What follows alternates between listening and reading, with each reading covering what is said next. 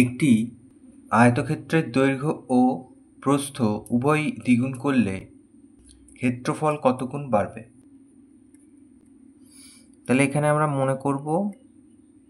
মনে করি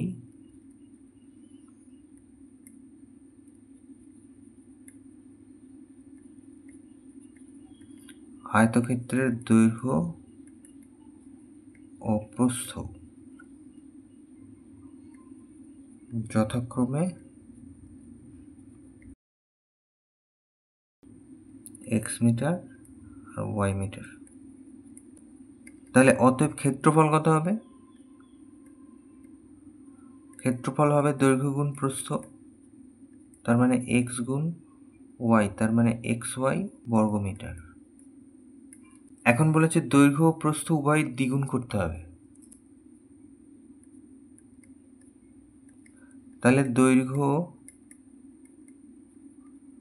দ্বিগুণ করলে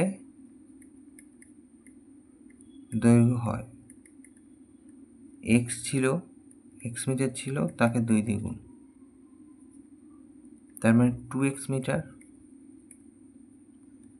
আর প্রস্থ দ্বিগুণ করলে প্রস্থ হয় y মিটার ছিল, তাকে 2 দ্বিগুণ, তার মানে 2y মিটার।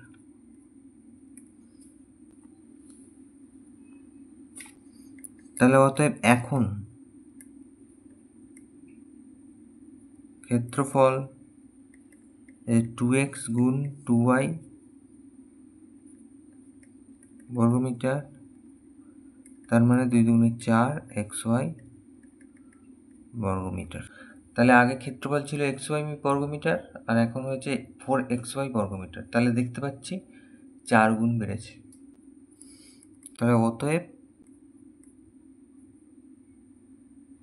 ক্ষেত্রফল 4 গুণ বাড়বে।